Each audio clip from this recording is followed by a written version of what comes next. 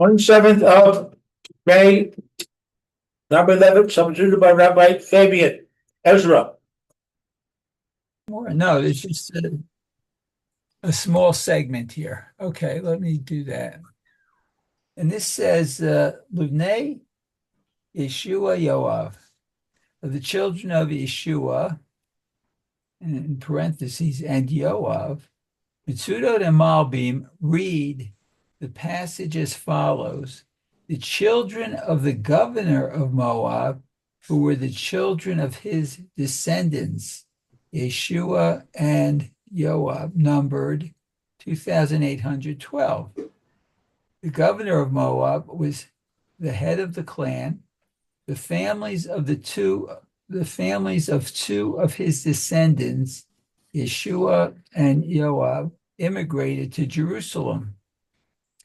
In his second opinion, Ibn Ezra conjectures that Yeshua and Yoav were ancestors of the governor of Moab.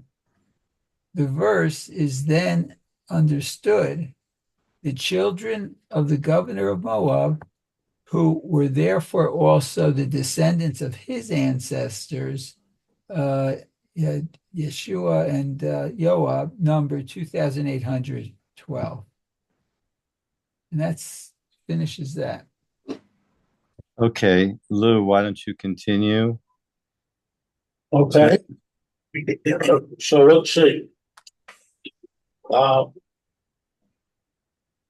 B'nai Elam, Elif Me'asayim Mishim V'arba'ah. So the children of Elam, 1,254. There's no commentary on that. Should I continue? Continue, yeah. B'nai Zatu, Tisha Me'os V'arba'im V'chamisha. The children of Zatu, 945. There's a comment on that. It says the children of Zatu, in Nehemiah, the number is given as only 845.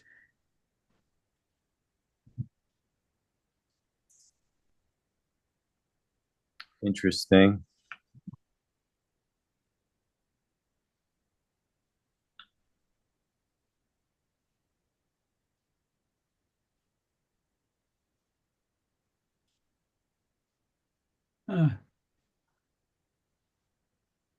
Wonder why that is.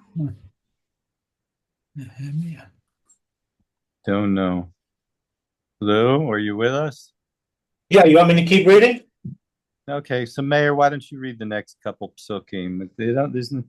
This next couple pages, from what I get, is we'll probably go at least two at a time, because there's not much commentaries here, I don't think. Our custom has always been you read until there's a comment. Right. Okay. Sounds great. Okay, and Nehemiah is right, 845, and we had 900 here. Okay, very good. So that was Chet. So let's do 9. It says, B'nai Zakai, Shiva Meot V'Shishim. Okay, so the children of Zakai is 760. Let's see, B'nai Sheish Meot Arba'im U'Shnayim. The children of Bani, or Bani, is 640 and 2. So 42. Okay, that's Yud Aleph. No, that was Yud. And Yud says in the comment, the children of Bani, again, in Nehemiah verse 15, this name was given as Binui. And the number was 648.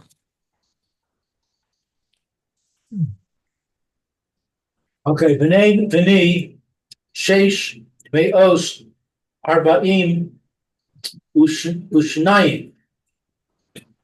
Okay, so the children of Isn't it Shlosh at the end there?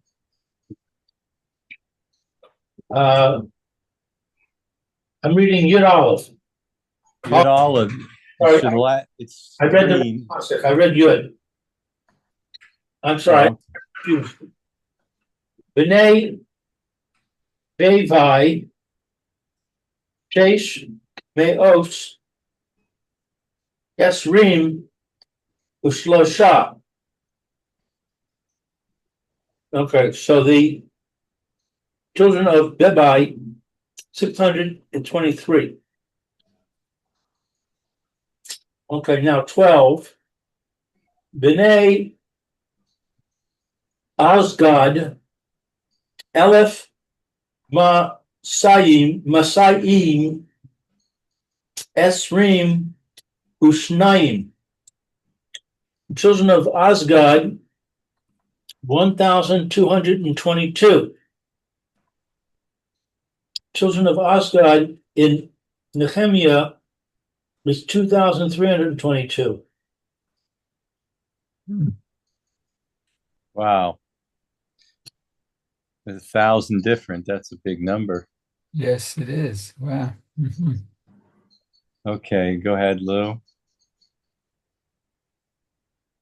B'nai Nikam, Sheish Maos, Shishim, B'Shisha. Okay, let's see, 13. The children of Adonikam, 666. The children of Adonikam in Nehemiah is 666. Okay, maybe Mayor will continue. Unless is there any commentary on that? I just read the commentary. Oh, it's one difference. This is 666, and in Nehemiah it's 667. Wow. Wow. The other one had 1,000 different. This one has one different. Yeah, right. It's all one, just a question of how many zeros. That's true. Okay, so let's see. Yudalid, B'nai Vigvai Alpayim Chamishim V'Shisha. Okay, so the children of Bigbai are 2,000 Alpayim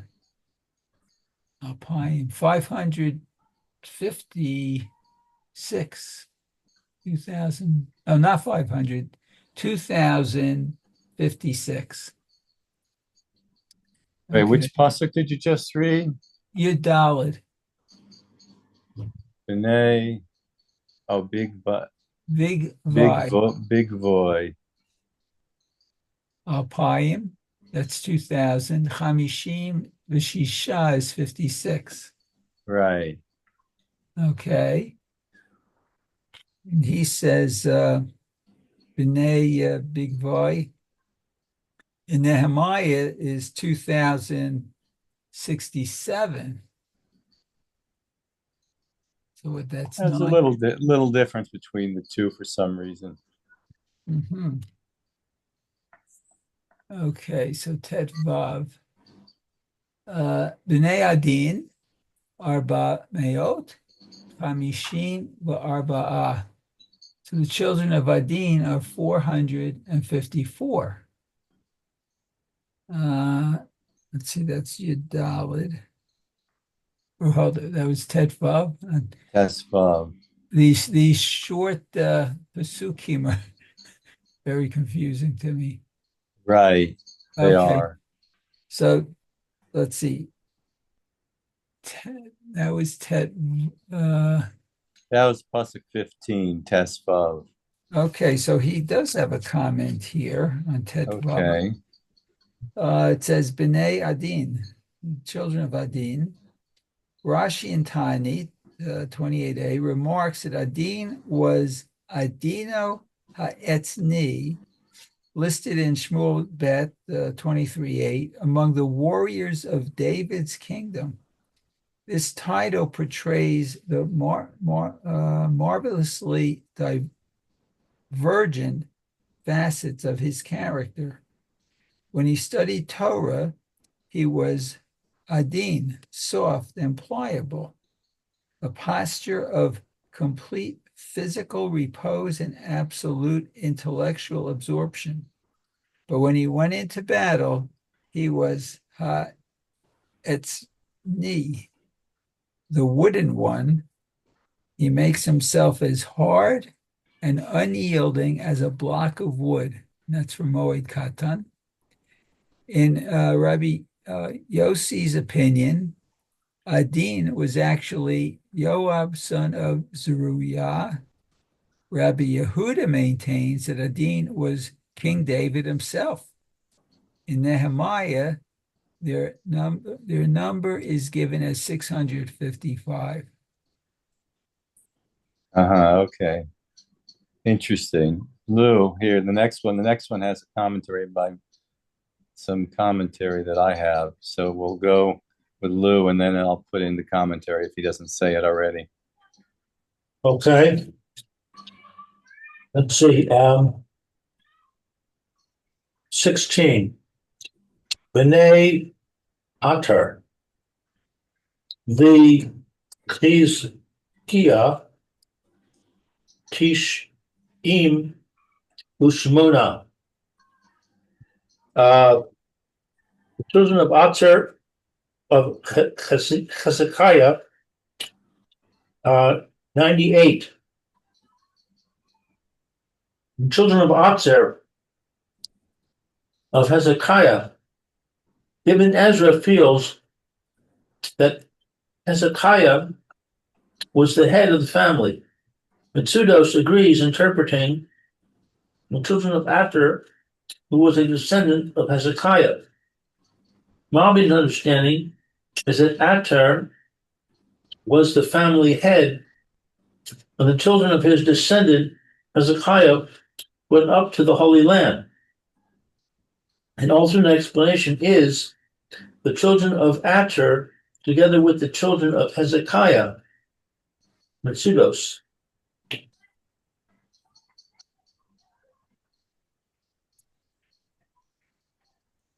Interesting. I mean, I'm not sure if it's saying something different. In the Masudas David, he says, Nasan Simon al Atar. Atar is like a crown. Loimer Shahaya Mizere Yichez Yichiskia.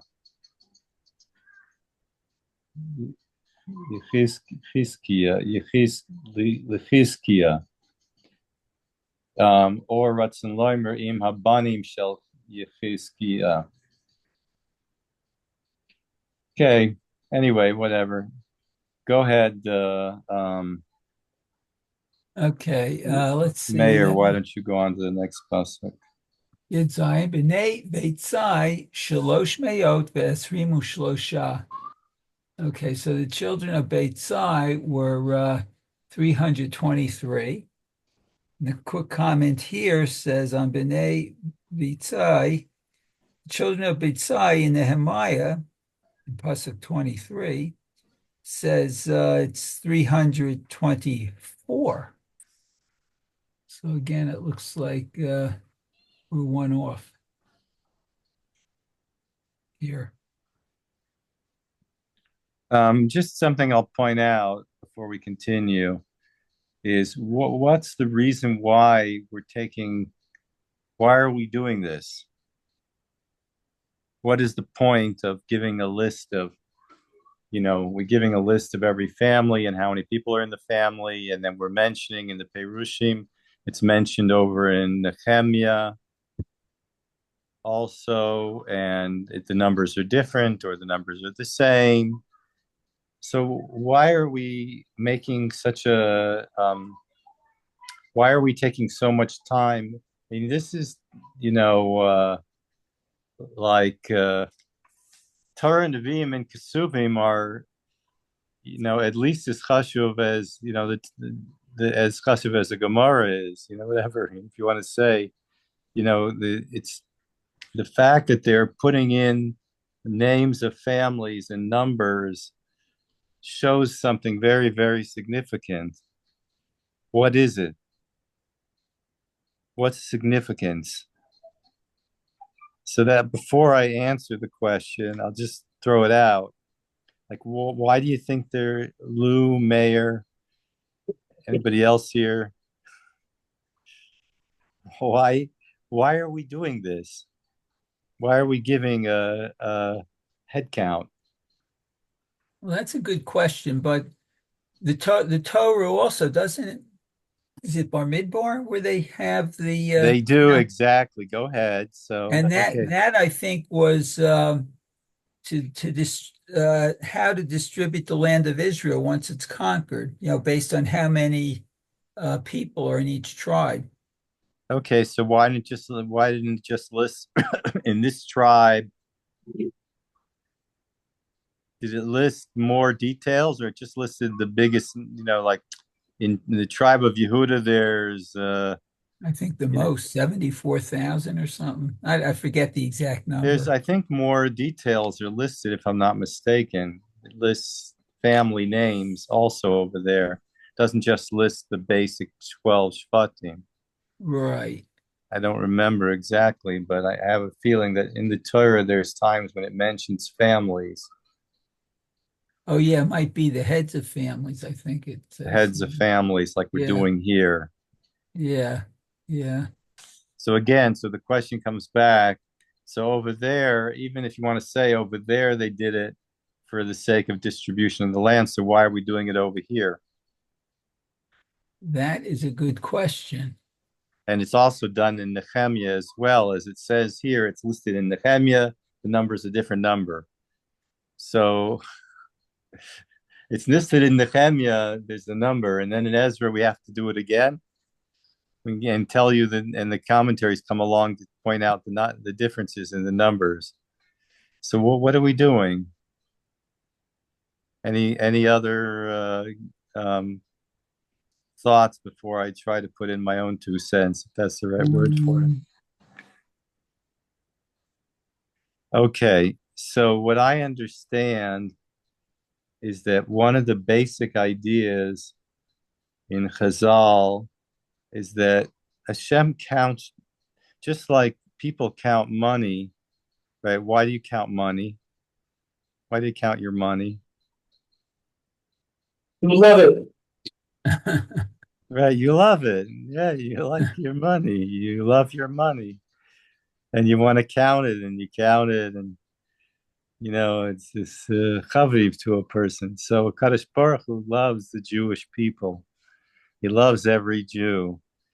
And the count of Jews um, is because Hashem's counting the who he loves. And sometimes in the parshas you find there's been a plague, and after a plague they count again.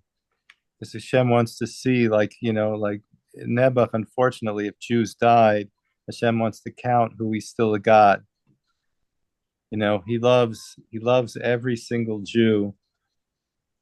And I think it says in Likutei Moharan that but it's a source idea in the Torah, everything that he says over there, that there's a certain call that Hispyrus for every Jew that just has a name Jew, even when the Jews are still, they're not keeping the Torah, they're not keep, there's a machlekes between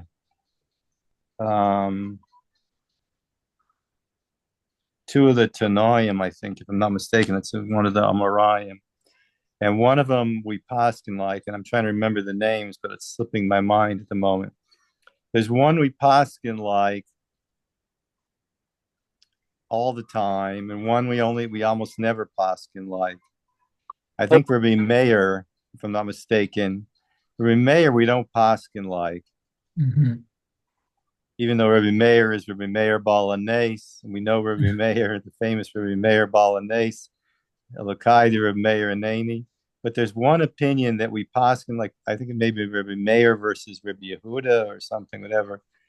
Rabbi Meir always, he loses the halacha. It doesn't go like him, except for in one case where he says that Hashem loves every Jew, every Jew, no matter what his. The other opinion held that Hashem loves Jews when they're keeping the Torah and the mitzvahs, and he said no, Hashem loves Jews just because they're Jews. Hmm. You know where that is?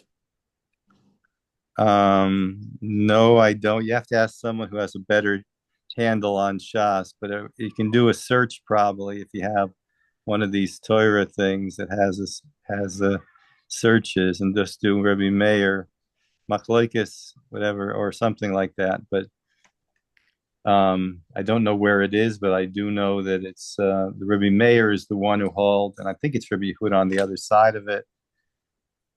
And Rabbi Meir, we paskin like Rabbi Meir in that particular case, that Hashem loves Jews no matter what.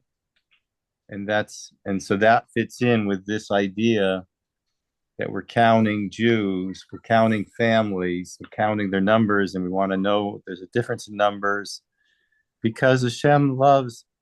And to explain why that is, the Jewish people took upon themselves to fix up the head of Adam Arishon and to bring creation to its fruition. And the whole creation depends upon the Jewish people. And each Jew has a certain chelek and a purpose in its own unique purpose. In other words, there's no two Jews. I can't do what you're supposed to do, Mayor, or what Lou is supposed to do. You can't do what I'm supposed to do, and I can't do what you're supposed to do. And every single Jew in the world has a certain unique function and purpose in the creation, in the whole of creation, to bring the world to its fruition. And this is an essential, and this essentially idea that every Jew has a unique function and purpose. And it's a very important idea, and it fits in also with this idea that we're counting Jews, which is essentially an expression of Hashem's love of every Jew, but it's also part of the fact that every Jew is unique and every Jew has a special function and purpose. And that's one of the reasons why, if not, I'm sure there are probably more reasons why we're counting families. And each one is significant, each one is important, and the importance is very, very big. It's very, very significant. And it's important for each of us to know the cheshivas of ourselves and the cheshivas of every single Jew, and that every Jew is Elokai has a chelik of a kaddish. Besides, as I mentioned before, every Jew has a piece of Abraham, and we have in our genes Chesed from Abraham, Gevura from Yitzchak, Emes from Yaakov, Torah from Yaakov, Moshe Rabbeinu in us. Probably the 7 Royim. I don't know. I didn't see that inside, but I know for sure that the Avos ingrained in the Shema of every single Jew, these ideas, says that if a Jew will be missing the midah of Rachmanas, Baishanas, V'goim Lechasadim, you could question whether he's a Jew. Maybe he has a problem in his yichus, because it's integral in the Jew that they're Rachmanim, Baishanim, V'goim Lechasadim. And I even heard that there's a story, I don't know if I said the story maybe, but just worth repeating just for a minute, that once when there was I said there was a boat, and they were on the boat, and the boat Jews weren't eating, and the cook said, wanted to help them, and the Rav, I don't know if it was whoever the Rav was, the Brisker Rav or somebody, was very concerned something didn't make sense because Goyim aren't rough money. So how could he be doing something like that? And it turned out he was a Jew, just hiding. He wanted to let people know he was hiding that he was a Jew. Okay, let's continue. Lou, why don't you continue? Okay.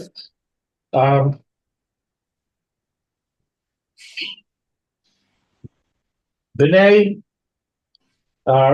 Yorah Me'ah Ushneim Asar.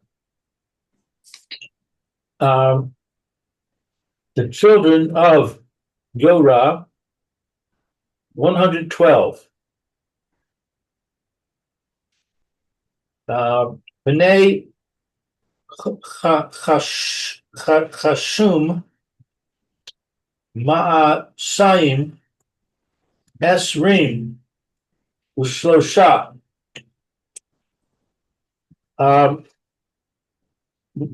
The children of Chashum, 223. The children of Hashum, according to the commentary, in Nehemiah, it's 328.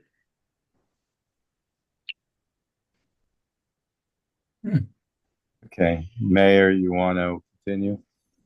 Okay, so let's see. Kaf.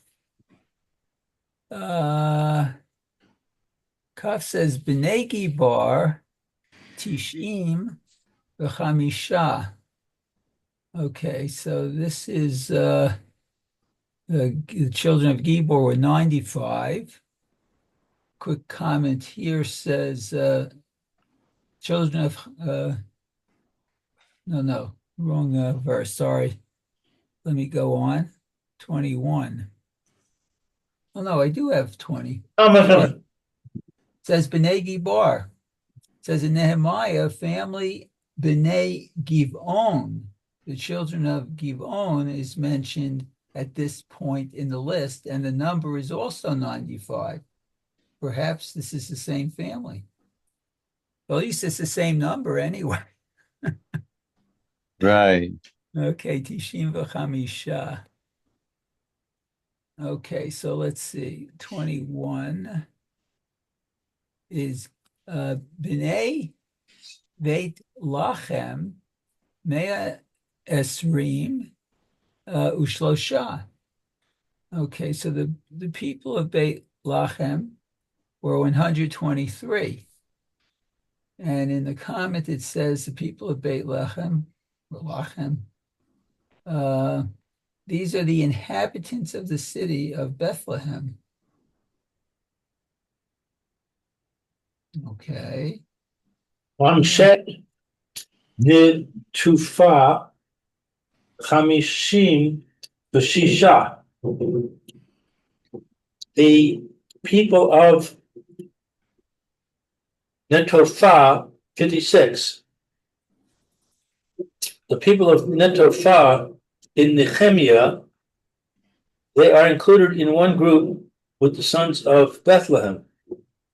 The people of Bethlehem and Nepotah, 188. The total there is greater than here. In 1 Chronicles, we learn that the inhabitants of both cities were descendants of the same person, Salma. And it may be for this reason that they are listed together. Oh.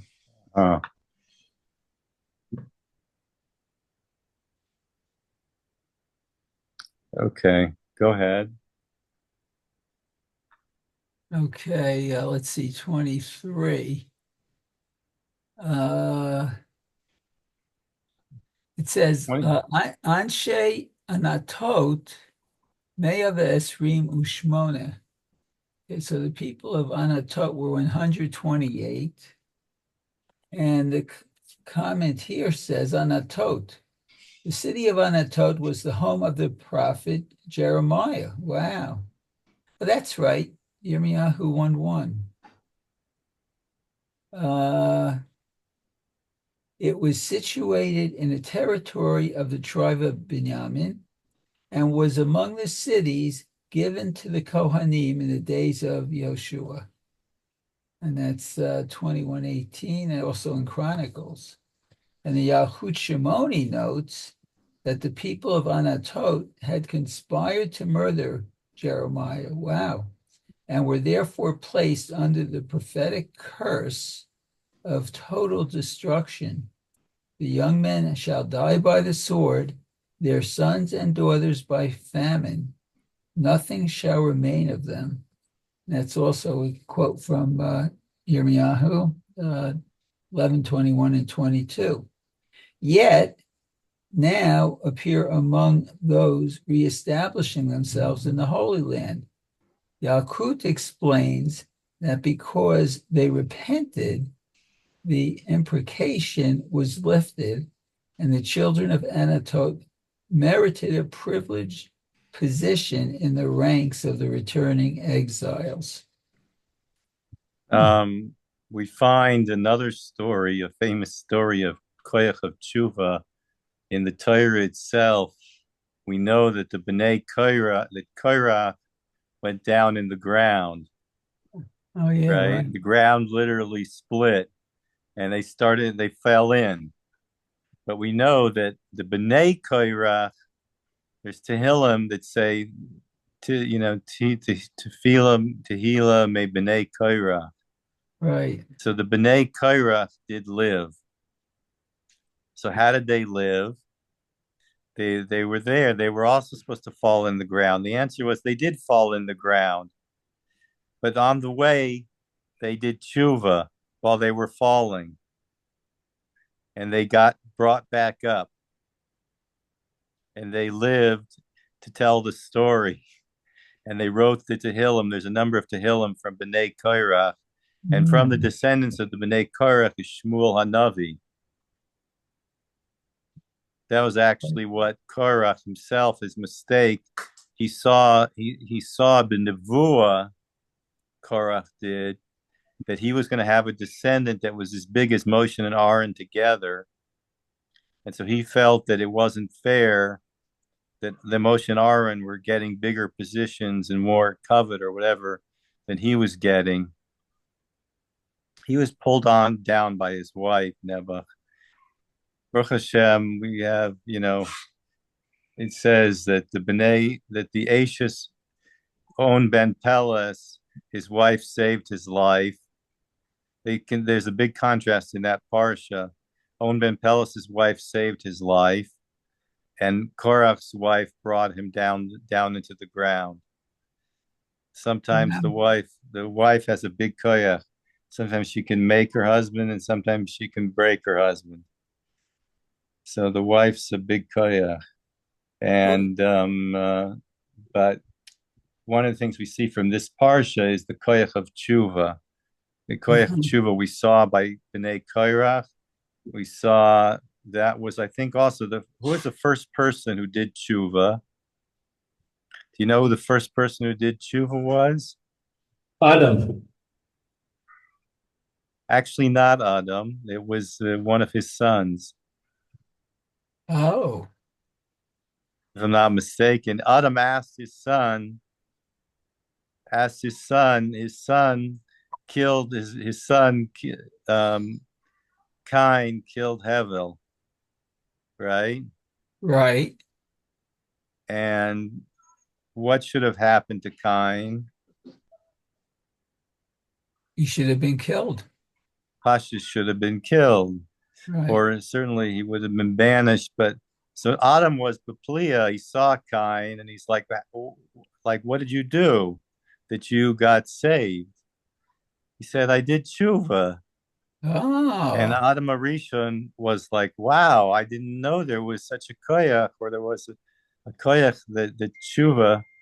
Ultimately, Adam himself did tshuva, for he separated from his wife because he was upset at her, and they were apart for many years, and he ultimately did tshuva for that. That was a mistake on his part.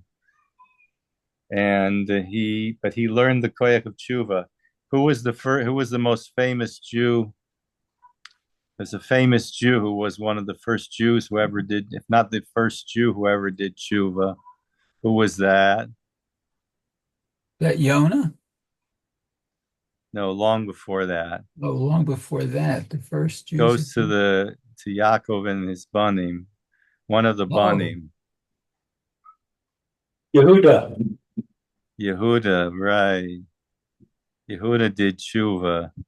Oh, And he said, what did he say? He said She's that nine. he's right. You know, Tamar. Tamar that's was right. Sidka, Sidkaska. She said the one she was ready to die not to embarrass him.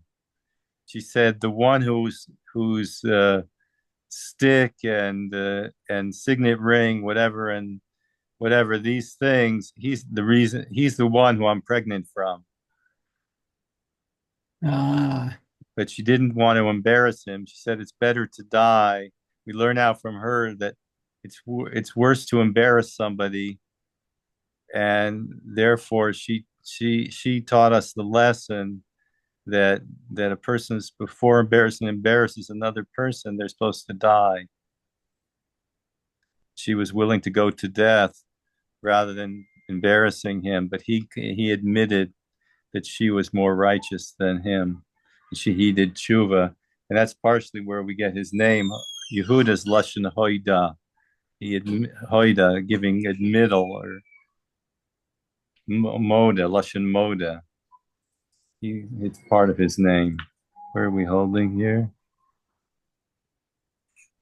We got 1.5 minutes left. 24. Okay, go ahead.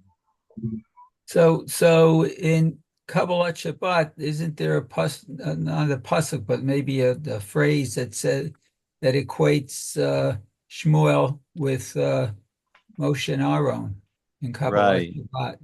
So shows the greatness of Shmuel Hanavi. Right, but he was from the He was from the Bnei Korach. He was a descendant of Korach, to be actually pretty amazing, huh? Yeah, I think so. On the one hand, Korach was brought up a potential destruction to the whole Jewish people. He put at risk the whole Jewish people, and hundreds then the whole Sanhedrin died because they followed him, Shem Yerachim. Right. And it was a risk to the whole Jewish people's creation, and the whole creation itself, actually, because that's the function of creation. When Jewish people is the function of creation. And so Baruch Hashem, the Bnei Korach were able to do tshuva, though. Okay, we have 5 seconds, so I guess. Okay, so we'll speak tomorrow.